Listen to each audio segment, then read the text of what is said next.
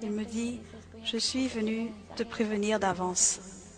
Alors, il me dit ce qui suit. Je suis venu parce que j'ai un message de la part de Dieu pour ta vie. J'ai répondu, Amen. Dis-moi c'est quoi? Il me dit, écoute, premièrement, prions.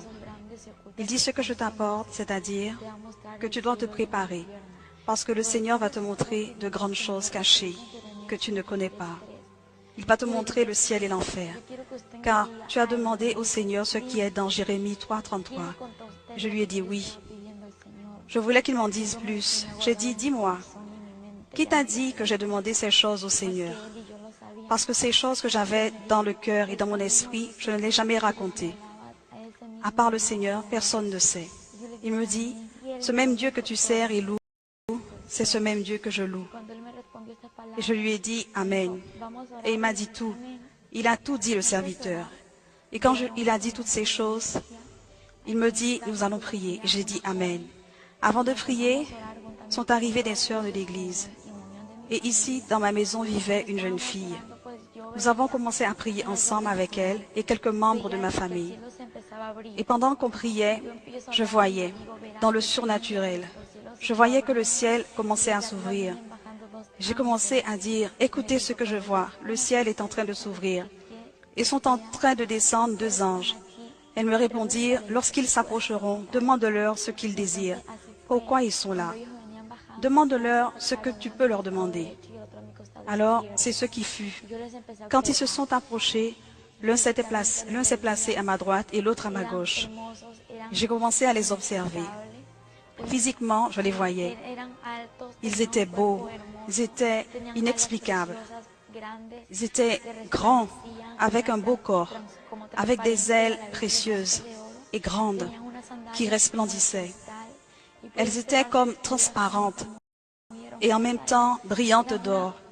Ils portaient des sandales comme étant en cristal. Je pouvais voir leurs habits étant sains, très beaux.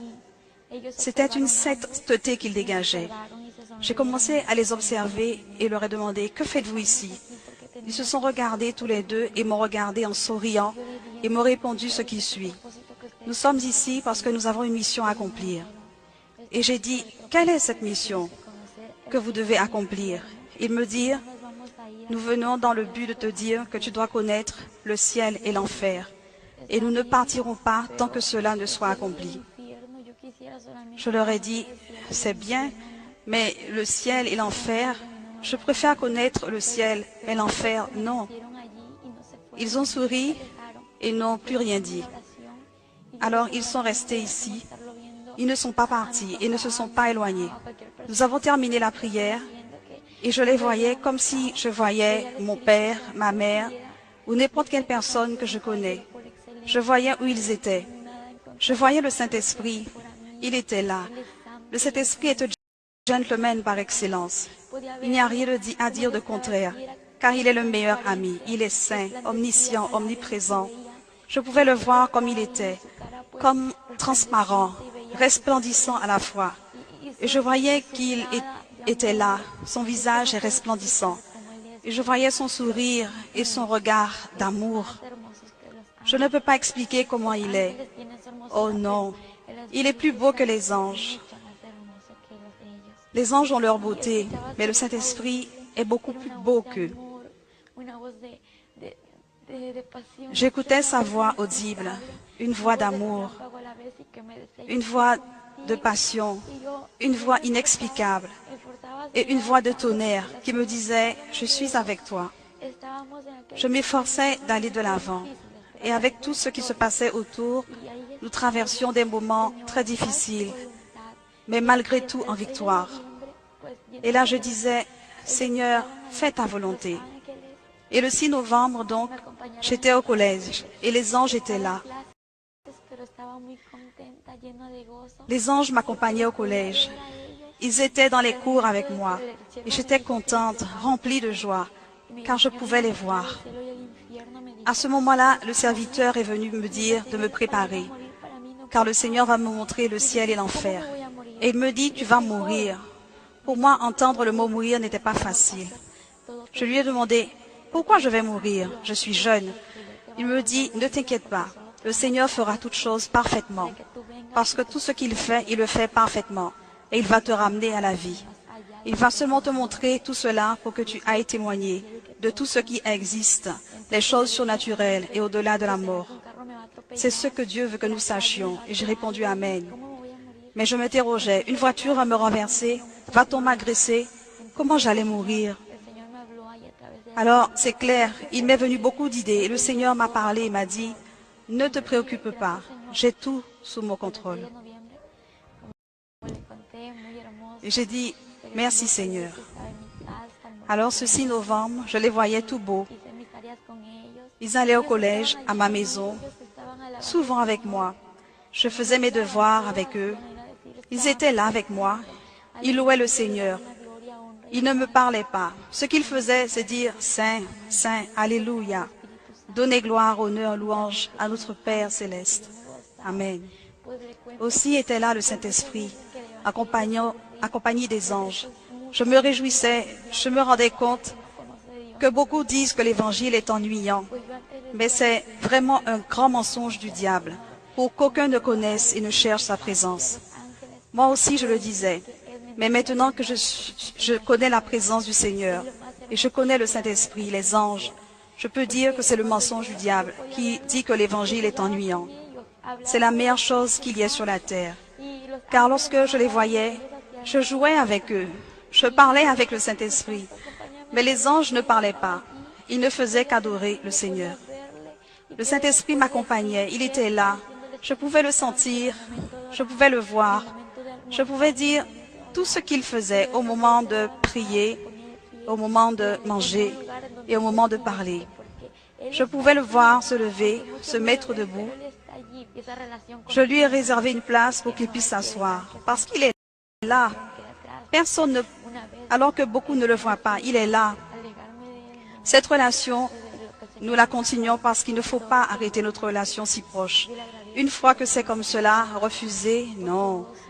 Parce que le Seigneur m'a enlevé de tout ce que je vivais avant. Je le rends grâce pour sa miséricorde, pour tout son amour envers l'humanité et envers moi. Le 7 novembre, quand je sortais du collège pour rentrer chez moi, il me manquait une quinzaine de pas avant de rentrer chez moi. J'ai entendu une voix qui m'a dit « Prépare-toi, car aujourd'hui tu vas mourir ». Je savais que c'est le Saint-Esprit qui était en train de me parler. Parce que je l'entendais, j'ai reconnu sa voix. Et je lui ai dit « Non, Seigneur, je ne veux pas mourir aujourd'hui ». Encore une fois, il me dit « Prépare-toi, car aujourd'hui tu vas mourir ». Et il a élevé sa voix et il me le dit plus fort. Et j'ai dit « Seigneur, je sais que c'est toi qui me dis tout cela et qui me parle. Je veux juste te demander une confirmation. Et donc, je veux dire, Seigneur, je te demande une confirmation et ensuite, je ferai tout ce que tu veux. Je ferai tout ce que tu dis, tout ce que tu me dis, m'ordonneras. Je céderai sans dire non. Même si j'ai peur, je sais que tu es avec moi et que tu es réel. Et à ce moment-là, je lui dis, Seigneur, que ton serviteur qui m'a donné ton message vienne dans ma maison maintenant, avant que je rentre, et qu'il me dise que c'est aujourd'hui ce que tu viens de me dire, mais aussi qu'il me donne l'heure. Et j'allais chez moi. Là, il me manquait une quinzaine de pas. Mais c'est quelque chose. Le Seigneur connaît notre passé, notre présent, notre avenir. Il savait ce que j'allais lui demander. Si bien, quand je suis arrivée chez moi, le serviteur était déjà à la maison. Quand elle est entrée, je n'étais pas dans le salon, mais dans la cuisine. Au moment où elle est entrée, elle a vu le serviteur de Dieu. Elle lui a dit que le Seigneur te bénisse. Il lui a répondu, Dieu te bénisse. Es-tu prête? Car aujourd'hui c'est le jour où le Seigneur va t'enlever.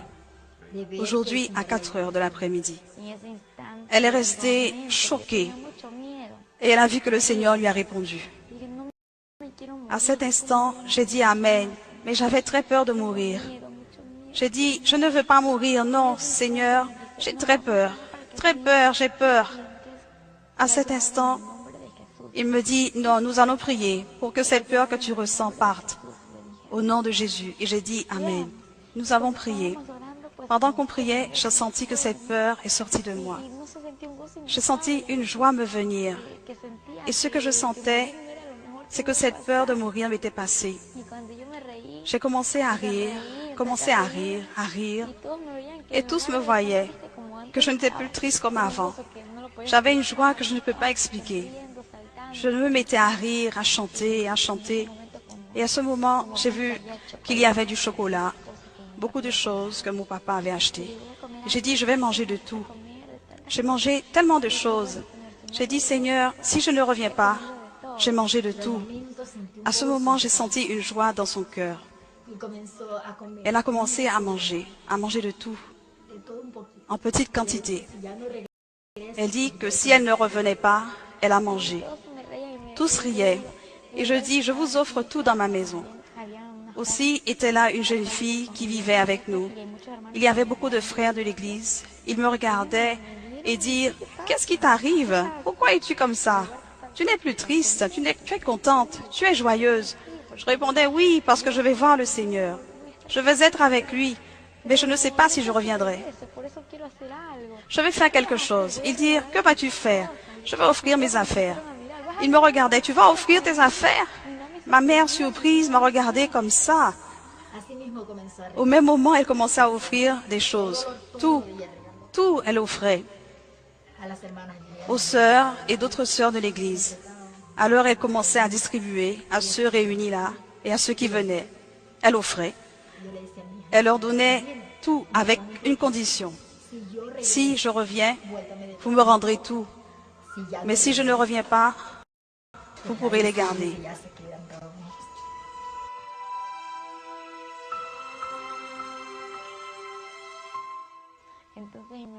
Alors, j'imaginais ma mère triste d'entendre sa fille dire tout ça. Car une maman aime ses enfants. Je m'imaginais ce qu'elle ressentait à ce moment-là, quand j'ai dit tout ça.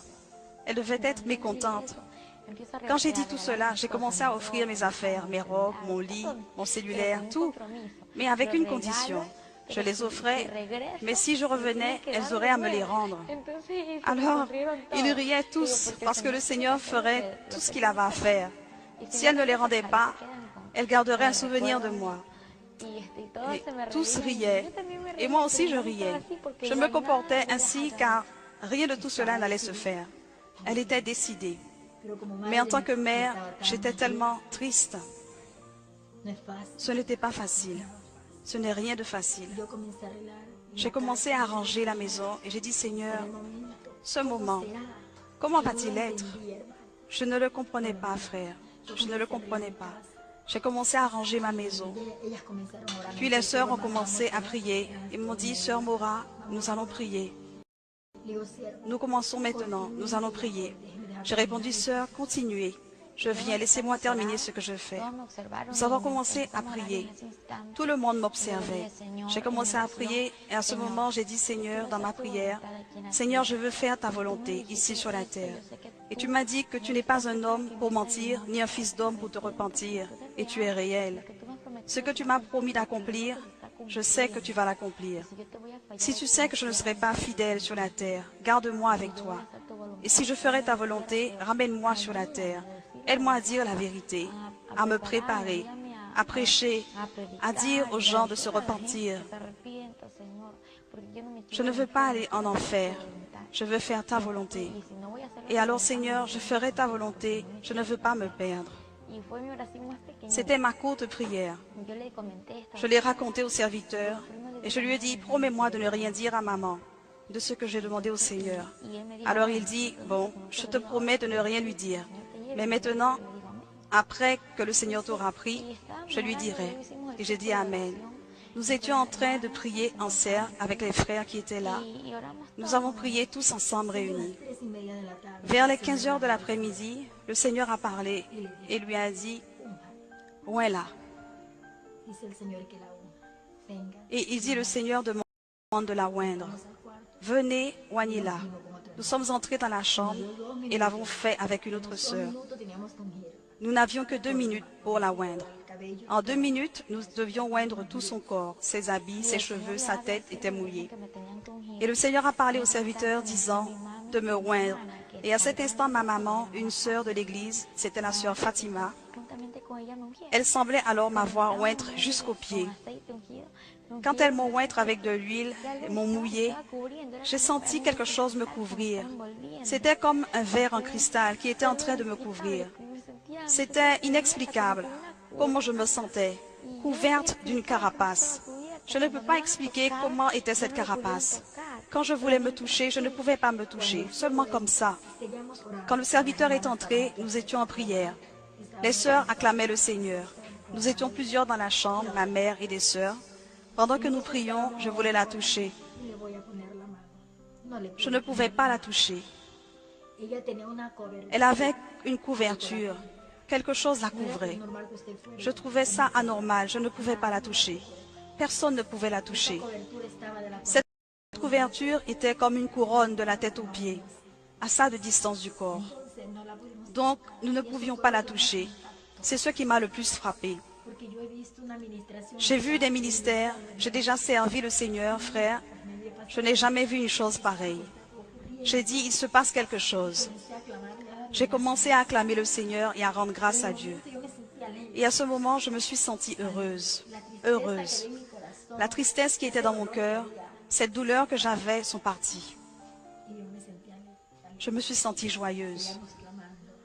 Nous continuons à prier. Il était approximativement vers 4 heures de l'après-midi quand ma fille est tombée à terre. Elle est tombée au sol. Pendant la prière, je pouvais sentir que mon souffle s'en allait. Je ne pouvais pas respirer comme avant, comme je le fais maintenant. Mon abdomen me faisait mal et aussi au niveau de mon cœur. Mon sang commençait à coaguler. J'ai senti une douleur dans tout mon corps. La seule chose que j'ai dit, donne-moi la force, donne-moi la force. Ne me laisse pas, donne-moi la force, Seigneur. Car je ne pouvais plus, je ne sentais plus ma force. Elle m'a quitté. Quand je regardais le ciel dans le spirituel, je n'avais pas les yeux ouverts. C'est dans le surnaturel que je voyais le ciel. Et que le ciel commençait à s'ouvrir. Et quand s'ouvrait le ciel, je voyais des anges. Il n'y avait pas ni 2 ni 10, mais des millions qui se réunissaient. Au milieu des millions d'anges, il y avait une lumière au milieu d'eux. Au travers, on pouvait voir 10 000 fois plus d'anges que ceux qui étaient au sol. J'ai dit, Seigneur, c'est toi qui viens ici. Au moment où elle est tombée, nous l'avons vue s'éteindre. Là, nous pouvions vérifier. Là, nous pouvions la lever. La lever car elle ne pouvait plus. C'était les seules paroles qu'elle avait dites. J'ai entendu, je n'ai plus de force. Maman, je n'ai plus de force. Elle avait une douleur en plein milieu du cœur. Et de son cœur, cela s'étendait dans ses côtes. Nous étions en train de prier. Nous acclamions le Seigneur. Et à ce moment-là, j'ai compris que le Seigneur avait pris sa vie. Jamais je n'ai vu mourir une personne. Et je disais que jamais je ne le verrai. Je suis une servante du Seigneur. Je disais que jamais je ne verrais mourir une personne.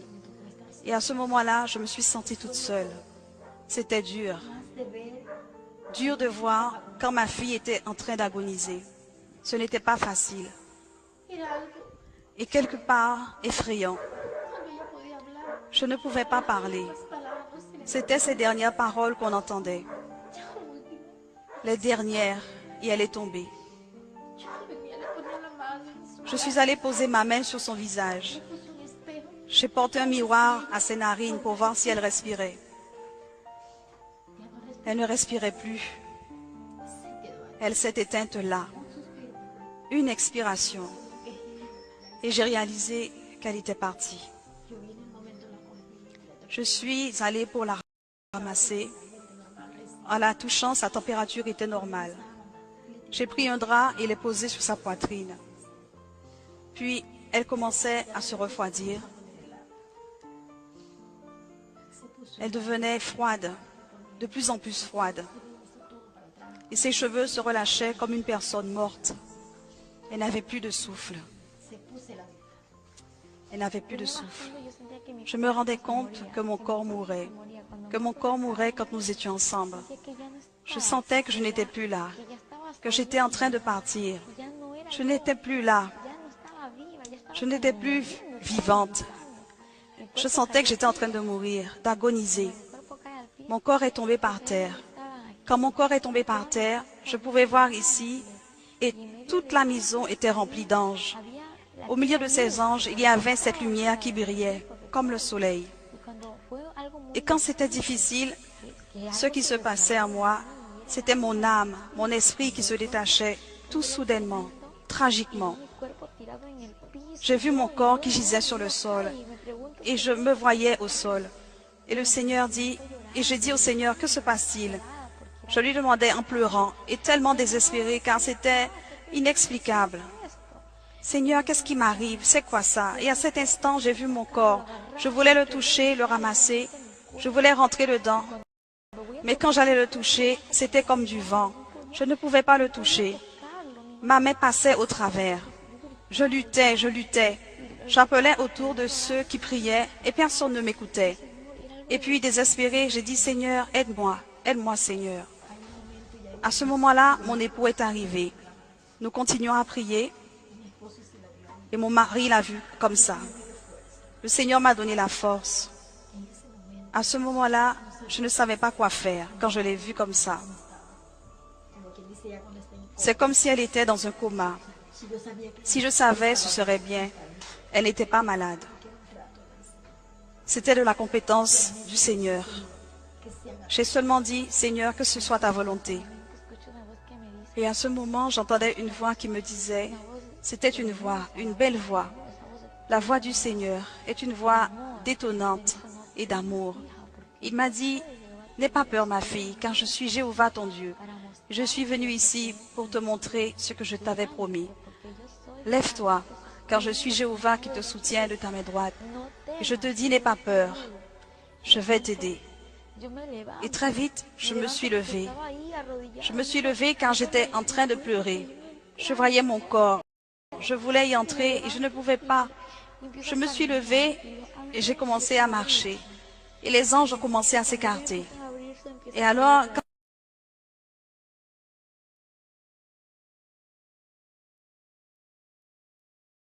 ils ont commencé à s'écarter, la lumière commençait à apparaître, à refléter. Regardant, j'ai regardé, et quand j'ai regardé, j'ai senti une paix. Dès que j'ai entendu sa voix, la peur que j'avais m'ont quitté. Quand j'ai regardé vers le ciel, j'ai vu un homme grand et élégant, un homme musclé, un homme rayonnant et beau. J'ai regardé son visage, mais je ne pouvais pas voir son visage, car son visage reflétait une gloire. Je voyais ses cheveux couverts d'or brillant et son vêtement blanc. Et une bande posée au travers sur sa poitrine avait inscrit « Roi des rois, Seigneur des seigneurs ». Quand j'ai commencé à observer tout cela, quand j'ai regardé ses pieds, et voyant ses pieds, j'ai vu des sandales en or qui resplendissaient, d'un or brillant. Ils étaient beaux. Il m'a tendu la main et j'ai pris sa main. Alors un moment, je pensais que j'allais tomber. Mais il tenait ma main. Ce n'était pas comme quand j'essayais d'attraper mon corps, c'était différent. En touchant ma main, ce n'était pas comme nous. C'était tant, je ne sais pas, mais surnaturel.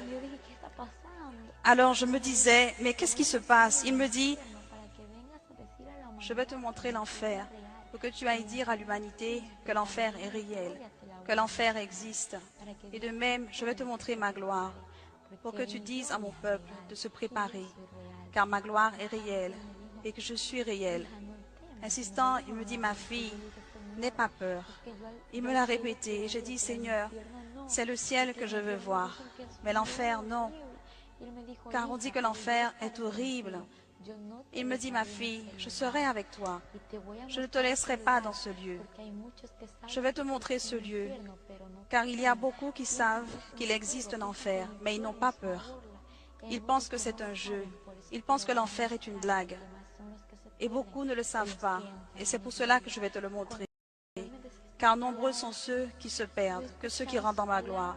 Et quand il me dit toutes ces paroles, Donc j'ai écouté ses paroles et j'ai vu comment des larmes tombaient sur son habit. J'ai dit, Seigneur, pourquoi pleures-tu? Et il dit, ma fille, parce que nombreux sont ceux qui se perdent. Je vais te montrer cela pour que tu leur dises de ne pas venir dans ce lieu. Et à ce moment où il parlait, tout commençait à bouger. La terre s'est ouverte, des parties de la terre. Et regardant en bas, nous étions en altitude. Et ce que je pouvais observer en bas, il y avait un trou obscur à cette altitude. Il y avait un rocher.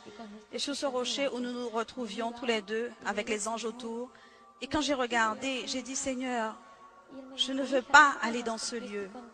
Il me dit, ma fille, n'aie pas peur, je suis avec toi. Et en un instant, nous sommes descendus en une fraction de seconde. Et nous étions dans une noirceur terrible et un grand cercle, un grand circulaire.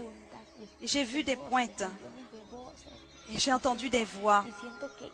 Et je sentais que ça me brûlait. Je sentais une haute température. Et j'ai dit, Seigneur, je ne veux pas entrer dans ce lieu, car j'ai peur. C'était le tunnel de l'enfer. Je ne veux pas entrer dans ce lieu, Seigneur. Aie miséricorde de moi, s'il te plaît. C'est ce que je lui ai dit. Je pouvais respirer une odeur nauséabonde, une odeur pourrie. J'ai vu qu'il y avait beaucoup de mauvaises choses. Et j'ai dit, Seigneur, je ne peux pas, je ne peux pas. Je ne peux pas rester dans ce lieu. Il me dit, ma fille, c'est nécessaire que tu viennes pour connaître ce lieu. J'ai dit, pourquoi, Seigneur? J'ai dit, pourquoi? Il pleurait et il me dit, pour que les hommes soient sauvés et qu'ils ne se perdent pas. Ils se perdent et sont peu ceux qui viennent dans mon règne. Il pleurait et commençait à marcher. Et quand il parlait, ses paroles me donnaient de la force. Nous avons marché encore et quand rapidement nous sommes arrivés à la fin du tunnel, la chose qui m'a surpris, c'est quand j'ai regardé au bas du tunnel, je pouvais observer un grand abîme rempli d'âmes. Et j'ai dit, Seigneur, je ne veux pas rester ici. Et il me dit, ma fille, prends ceci. Et c'était un grand carnet au milieu duquel il y avait des feuilles comme des fichiers et dans lequel les feuilles étaient blanches, ornées d'or. Et il m'a remis un crayon et il m'a dit, prends ce crayon pour que tu puisses écrire tout ce que je te montrerai, ce que tu verras et ce que tu entendras, tout ce que tu devras écrire comme tu l'auras observé, comme tu l'auras vécu. J'ai dit, Seigneur, je vais le faire, mais ce que j'ai déjà vu, c'est beaucoup, Seigneur. Je voyais comment les âmes étaient tourmentées en bas et comment les flammes étaient immenses. Je voyais comment, dans cette obscurité, je pouvais observer ces flammes. Le temps passait et j'ai dit, Seigneur, que se passe-t-il? Des larmes sortaient de ses yeux. C'est ce qui m'a le plus surpris. Ces larmes. Quand j'ai vu ces larmes qui coulaient, j'ai pris une serviette pour éponger son visage. Je voyais les larmes couler dessus. J'ai demandé au serviteur, que se passe-t-il? Si je mettais le miroir pour voir si elle respirait, rien. J'ai pris son pouls pour voir si au poignet il battait et touchait son estomac. Rien. Il dit ce qui se passe, le lieu où elle est actuellement n'est pas un lieu de joie, mais un lieu de tourment. Je vais le témoigner. Je vais l'écrire que c'est réel, que l'enfer existe. Maintenant, sors-moi de là. Il dit, ma fille, nous ne pouvons pas sortir de ce lieu. Je ne t'ai rien montré. Tu veux que je te sorte dans ce lieu? J'ai dit, Seigneur, s'il te plaît, enlève-moi de là. Nous avons commencé à descendre dans un lieu plus bas, un lieu où le Seigneur m'a tiré pour y aller. Nous devions y descendre en même temps. Et j'ai commencé à pleurer et à le supplier. Et j'ai dit, Seigneur, non, non, non, je ne veux pas y aller. Il dit, c'est nécessaire pour que tu vois tout ça. J'observais des démons si horribles, vraiment horribles. Je les observais, ils étaient grands. Il y avait des démons géants, petits et de toute taille. J'observais comment ils couraient. Ils couraient d'une manière inexplicable. Leur vitesse était si rapide et je voyais des flèches à leurs mains. Et j'ai dit, Seigneur, pourquoi courent-ils ainsi? Et qu'ont-ils à la main? Il dit, ma fille, ils courent ainsi car ils savent que leur temps se termine, car le temps est très court. Le temps qui leur reste pour détruire l'humanité, et spécialement mon peuple. Quand il me dit cela, il dit, ce qu'ils ont à leurs mains, ce sont des traits enflammés pour détruire l'humanité. Chaque démon porte son nom. Alors ils avaient leur nom, le nom que portaient leurs flèches, pour détruire les gens et les emmener dans ce lieu. Car leur but, c'est de détruire et les emmener en enfer. Je voyais les démons, comment ils couraient en direction de la terre. Le Seigneur me dit, ils courent vers la terre pour amener les hommes dans ce lieu. Quand le Seigneur a répondu cela en pleurant, je pleurais beaucoup. Et pendant tout ce moment, je pleurais, parce que être dans ce lieu n'est pas facile. C'est quelque chose de différent de le raconter que l'expérimenter. C'est différent quand tu l'entends, quand c'est raconté. Et il faut vivre, car le vivre est très difficile. C'est inexplicable dans ces moments-là. Nous n'avions pas appelé les autorités. Nous n'avons pas appelé ni été chercher un médecin pour une raison. J'ai dit, Seigneur, j'attends 24 heures. Si dans 24 heures, ma fille n'est pas revenue, j'irai l'emmener chez un médecin. Mais ce ne fut pas ainsi. Avant les 24 heures, le Seigneur me l'a ramenée. À nouveau, le Seigneur me dit, es-tu prête pour ce que je vais te montrer? J'ai dit, oui, Seigneur. Il m'a amené à une cellule où je pouvais observer un jeune. Ce jeune était tourmenté dans les flammes. J'ai regardé plus haut et j'ai vu des cellules numérotées. Elles étaient numérotées et ce que je voyais, c'était des numéros.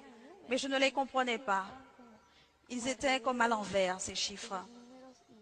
Je voyais une très grande plaque sur cette cellule. J'ai vu un jeune qui avait le chiffre 666 sur le front. Sur sa poitrine, il y avait une grande plaque incrustée. C'était incrusté dans sa peau. Il ne pouvait rien faire. Ni les vers, ni le feu ne pouvaient la détruire. Ce jeune criait, « Seigneur, aie miséricorde de moi. Enlève-moi de ce lieu. Pardonne-moi, Seigneur. » Et il pleurait, demandait au Seigneur de l'enlever de ce lieu. Et à cet instant, le Seigneur lui dit, « C'est trop tard, vraiment trop tard. Je t'ai donné des opportunités. Tu n'es pas venu te repentir. » J'ai dit, « Seigneur, pourquoi est-il dans ce lieu? Ce qui m'a blessé, c'est quand je l'ai vu, je le connaissais.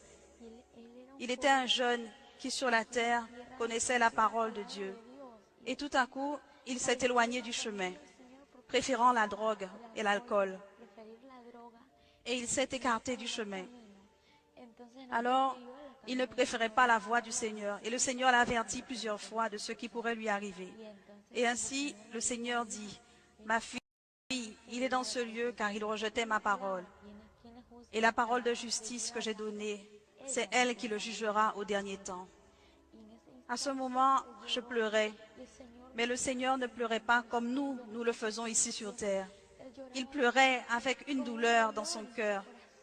Et il dit, « Je n'ai pas fait l'enfer pour l'humanité. » Et j'ai dit, « Pourquoi les hommes sont-ils là, Seigneur? » Il me dit, « C'est que l'enfer a été fait pour Satan et ses anges.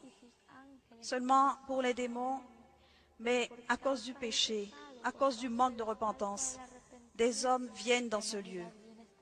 Et nombreux sont ceux qui se perdent que ceux qui viennent dans ma gloire. » Et cela me faisait mal de voir comment il pleurait. À ce moment, il me dit, « Ma fille, j'ai donné ma vie pour l'humanité, non pour qu'elle se perde, non pour qu'elle vienne dans ce lieu. J'ai donné ma vie par amour et par miséricorde pour que l'humanité vienne à la repentance et rentre dans le royaume des cieux. » J'avais très mal et je voyais ici que je ne pouvais pas supporter ce qui était vécu. Et alors c'est là que le Seigneur me donnait de voir comment tant de gens venaient dans ce lieu.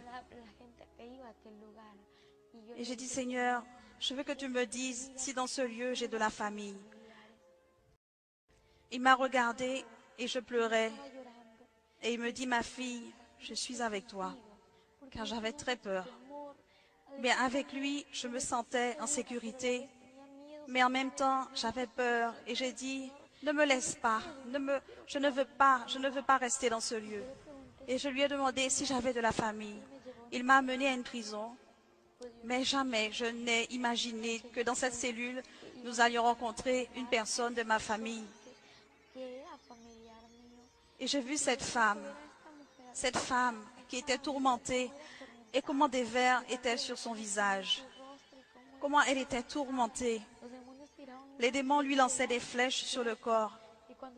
Et quand cela se faisait, elle criait et disait, non Seigneur, aie miséricorde de moi, pardonne-moi, enlève-moi de ce lieu, une minute. Le pire, c'est que ce tourment est réservé à tous ceux qui viennent ici de la terre. Ceux qui sont dans ce lieu, les démons se moquent d'eux et leur disent, adorez et louez, car ici c'est votre royaume. Les âmes criaient et se rappelaient qu'elles connaissaient Dieu et qu'elles connaissaient la parole. Tous ceux qui connaissaient le Seigneur recevaient le même tourment. Et le Seigneur lui dit, il n'y a plus d'autre opportunité. La seule opportunité est pour ceux qui sont encore là, en vie. Quand il dit cela, j'ai dit, Seigneur, pourquoi ma grand-mère est-elle là? Pourquoi est-elle dans ce lieu? Je veux que tu me le dises, que tu me l'expliques. Je sais qu'elle te connaissait. Pourquoi est-elle ici en enfer, Seigneur?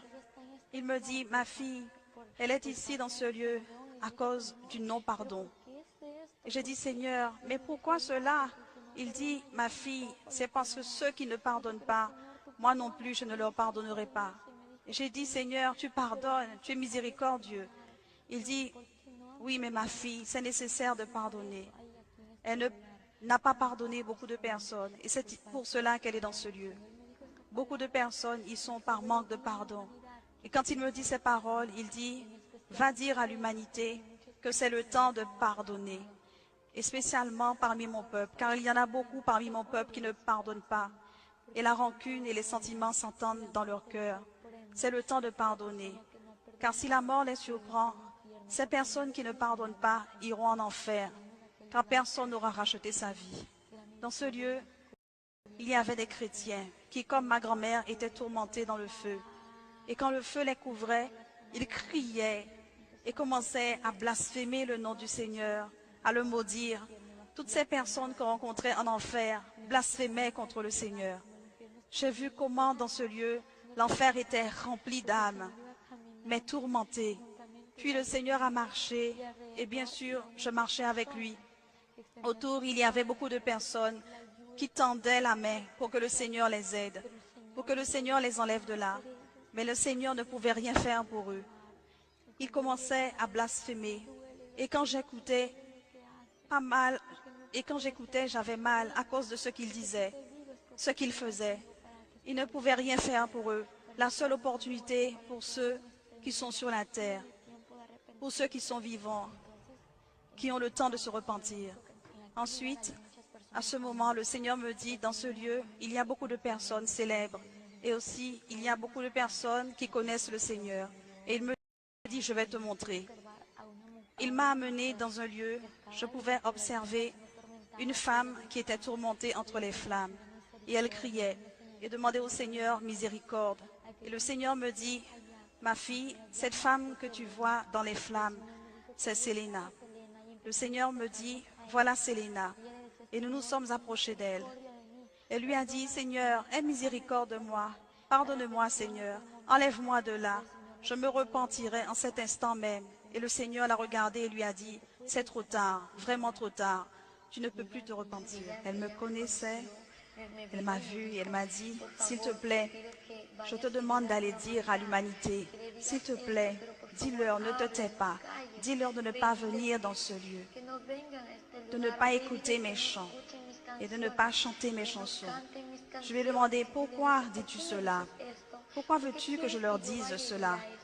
Elle dit, à chaque fois qu'ils chantent et écoutent mes chants, les démons me tourmentent encore plus.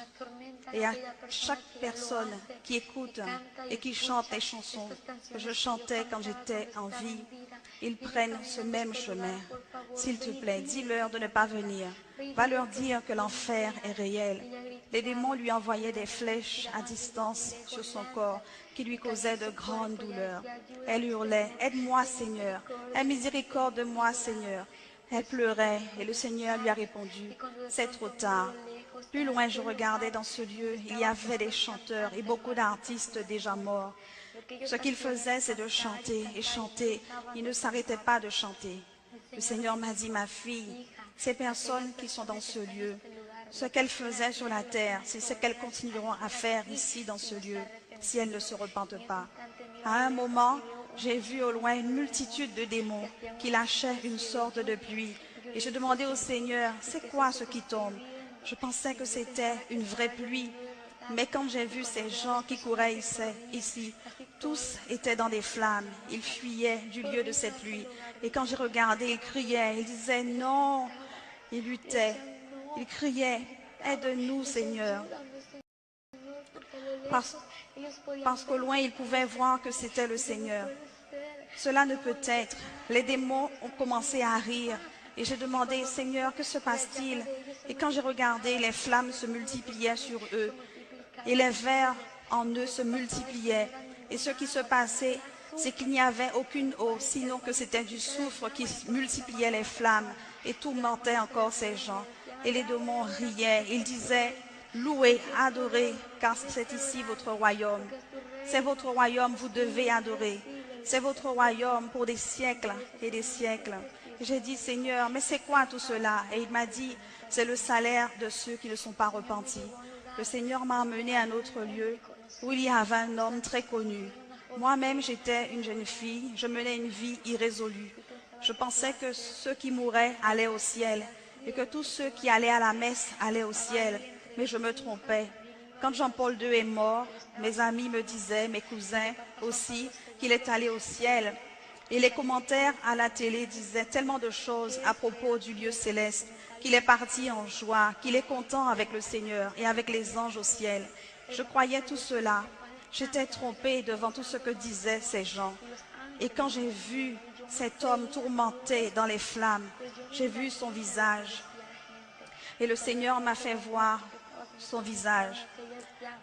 C'était le pape Jean-Paul II. Et le Seigneur m'a dit, tu vois ma fille, cet homme que tu vois ici, c'est le pape Jean-Paul II. Il est ici dans ce lieu tourmenté, car il ne s'est pas repenti.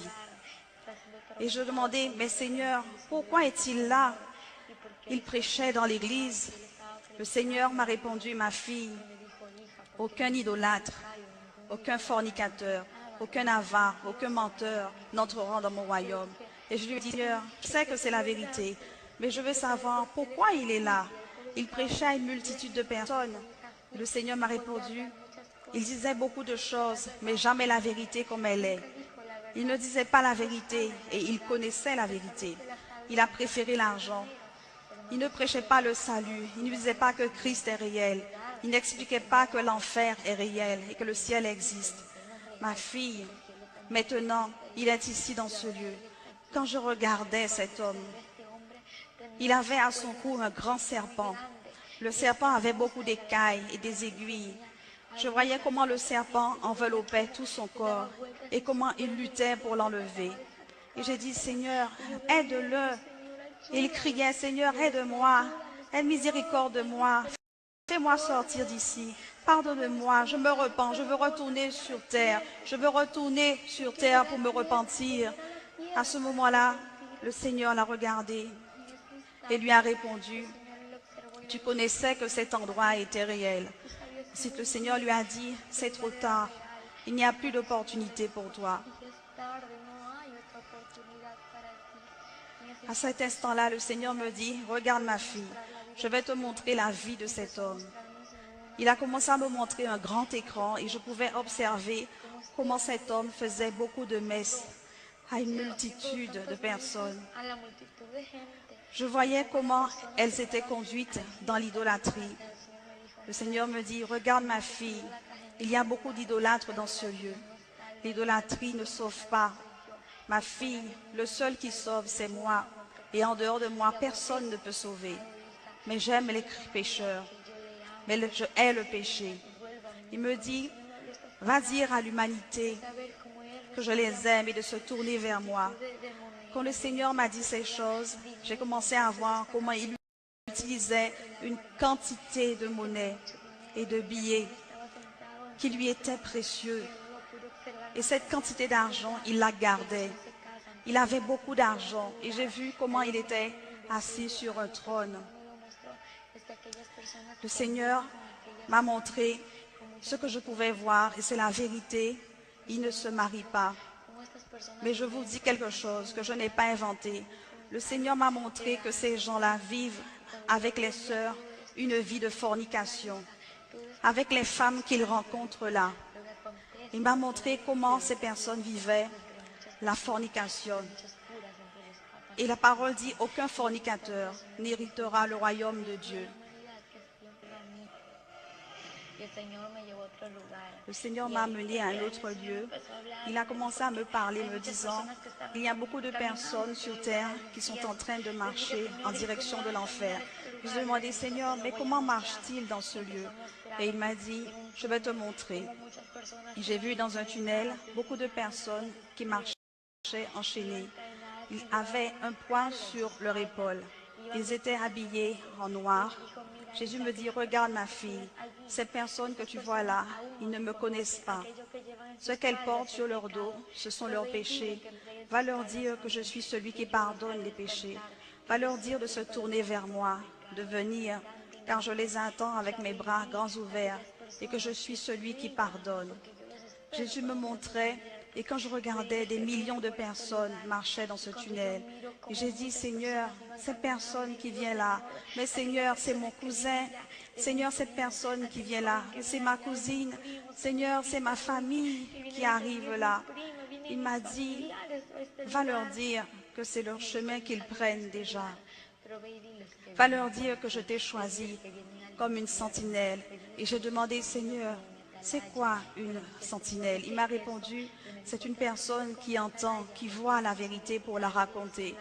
Jésus me dit, si tu ne la dis pas et qu'il leur arrive quelque chose, leur sang sera versé sur toi. Mais si tu accomplis ce que je te demande et qu'ils ne se repentent pas, chaque personne aura son compte avec moi. La responsabilité ne sera pas sur toi. Si tu leur dis la vérité, tu n'auras pas leur sang sur toi. Puis à ce moment-là, le Seigneur me dit, il y a beaucoup de personnes célèbres et beaucoup d'artistes qui viennent aussi par ce chemin. Vous voyez, Michael Jackson était un homme populaire, mais un sataniste. Beaucoup de personnes ne le voient pas comme cela, mais c'est la vérité. Il a fait beaucoup de pactes avec Satan pour obtenir sa popularité et des fans. Laissez-moi vous dire que les pas de danse que cet homme faisait sur la terre, c'est exactement comme cela que les démons dansent pour tourmenter les âmes en enfer. Ces mêmes pas sont exactement ceux que reproduisent Michael Jackson sur la terre. Pour les démons, c'est une joie. C'est comme cela qu'ils dansent. C'est leur ambiance pour les tourmenter. Laissez-moi vous dire que Michael Jackson est en enfer, car le Seigneur me l'a montré. Non pas quand j'étais dans cette expérience, mais il me l'a montré après sa mort, dans une révélation, tourmentée, et je pleurais beaucoup. Ce n'est pas facile de voir une personne tourmentée en enfer.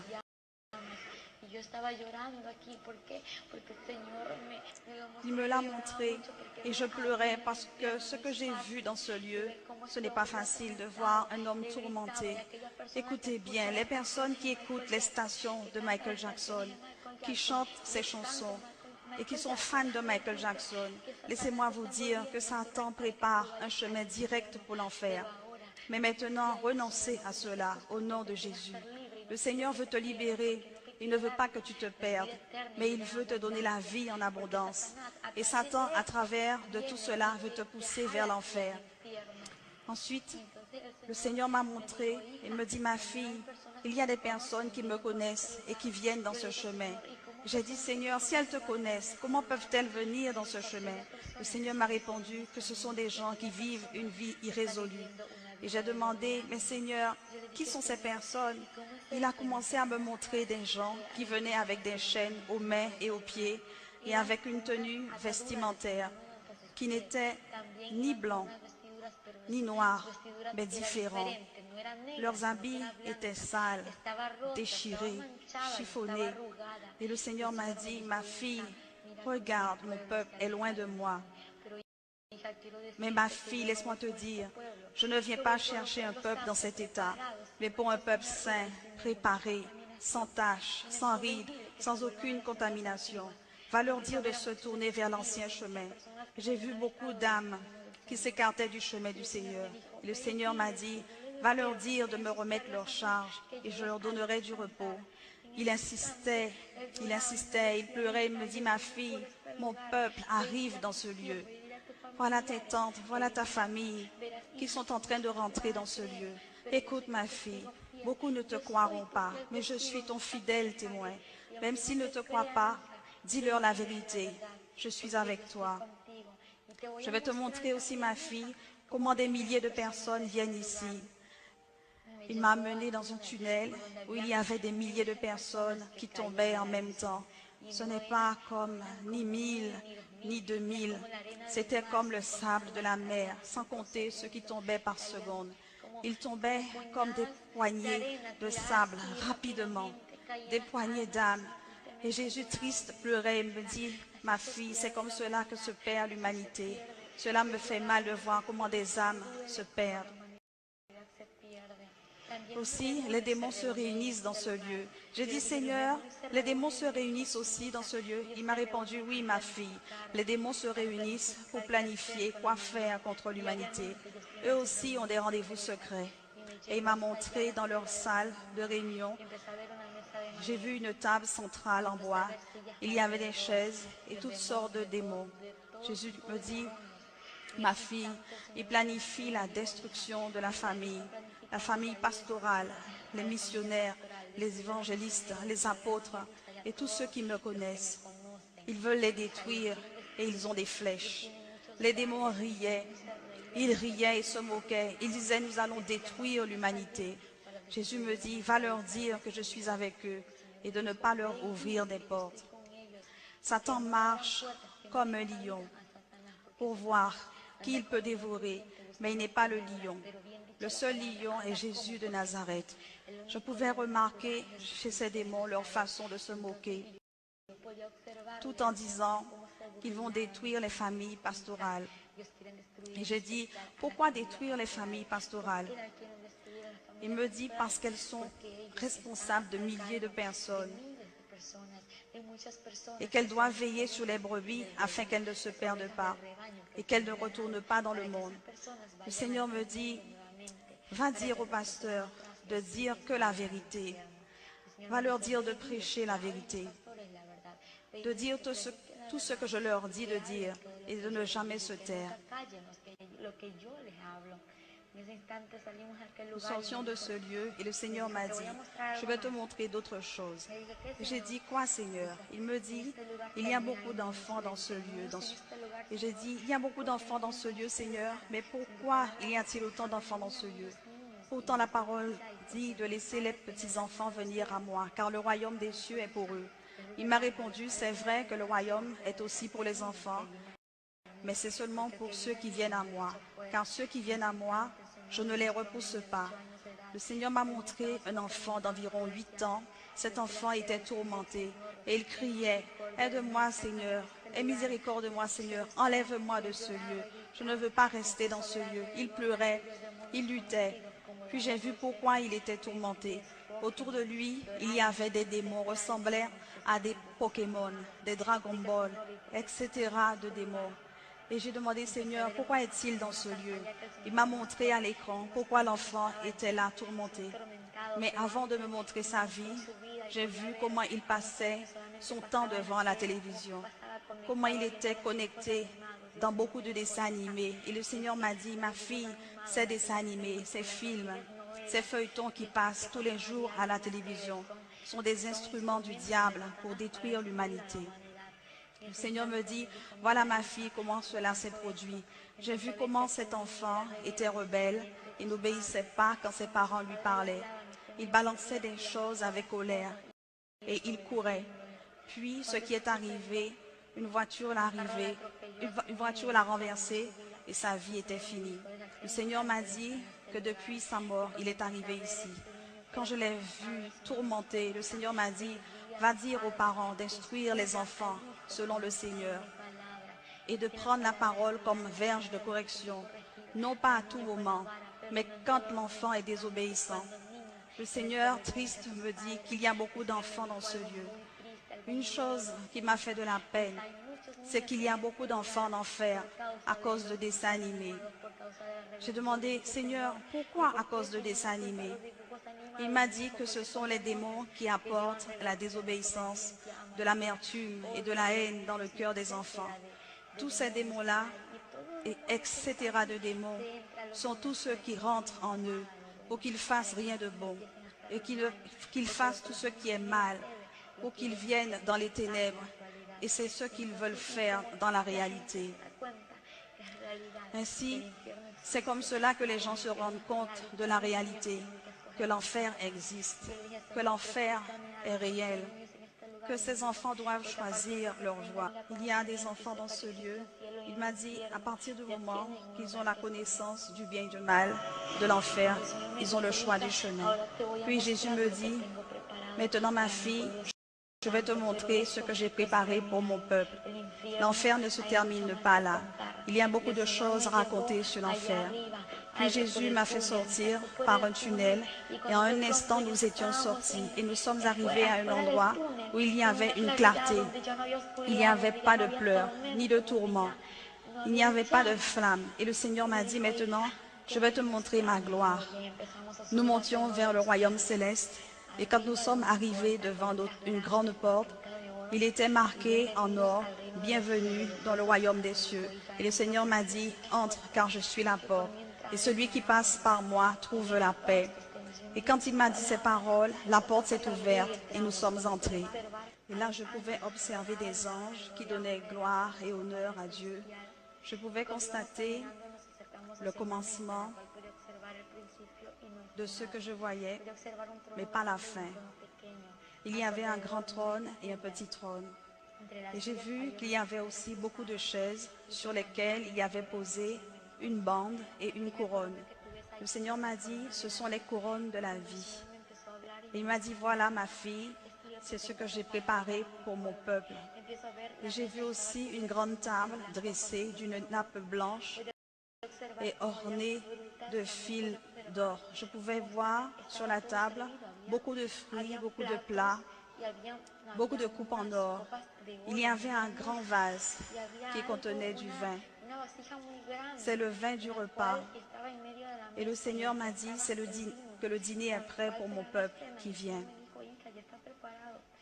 Le Seigneur m'a amené dans un autre lieu. Quand nous sommes sortis de là, il m'a fait voir d'autres personnes dans un jardin.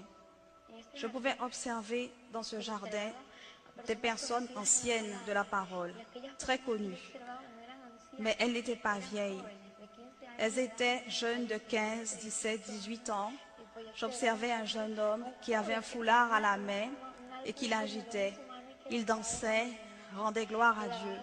Et le Seigneur m'a dit, voilà ma fille, ce jeune que tu vois, c'est David. Il donnait toute la gloire à Dieu. Puis un autre, il m'a dit, celui-là, c'est Josué.